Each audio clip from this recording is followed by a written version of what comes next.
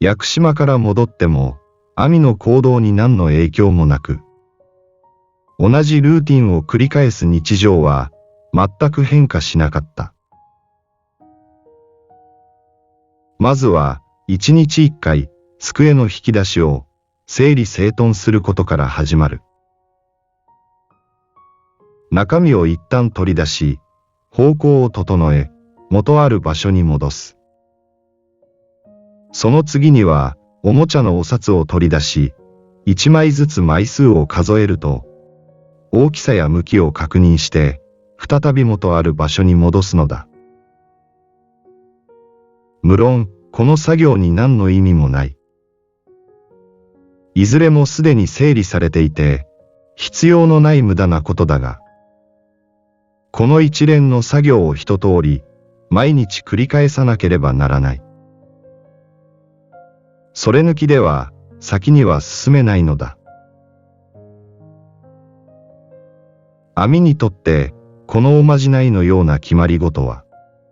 生活の起点であり、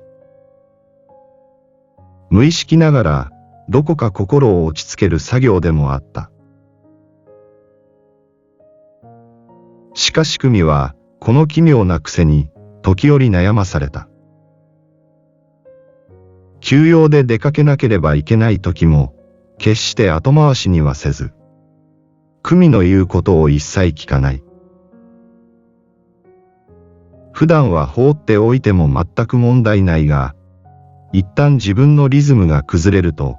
途端に融通が利かなくなり、周りの大人たちを困らせるのであった。当の亜美は、だだをこねるというよりも、本能的にそうせねばといった感じで、自分でもどうすればよいか、わからなくなってしまうのである。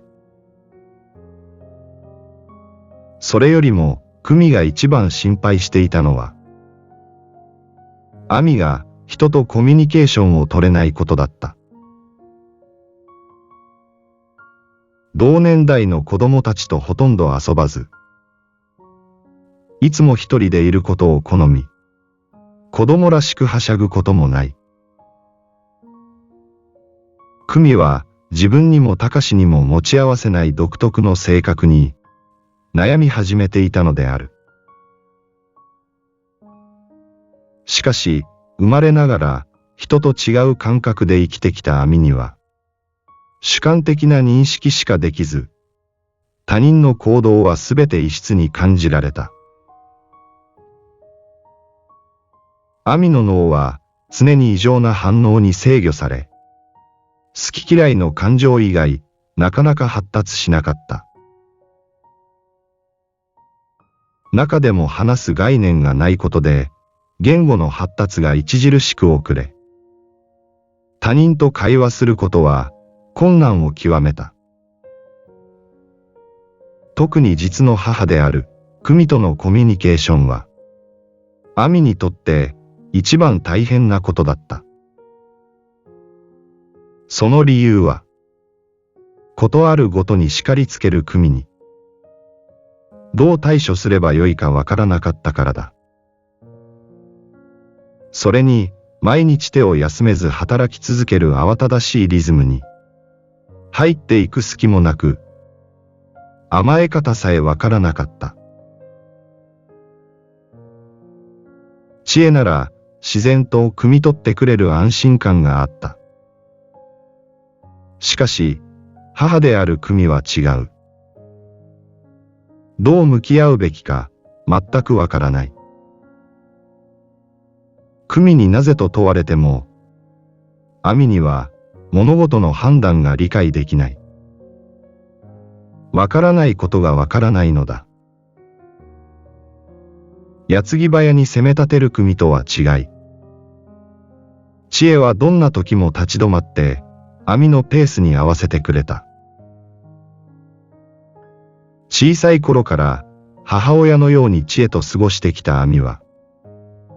家では借りてきた猫状態だ。実の母でありながら、久美と過ごす時間は、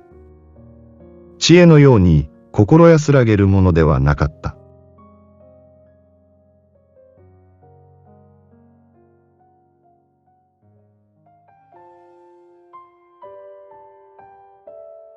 そんな網の唯一の息抜きは、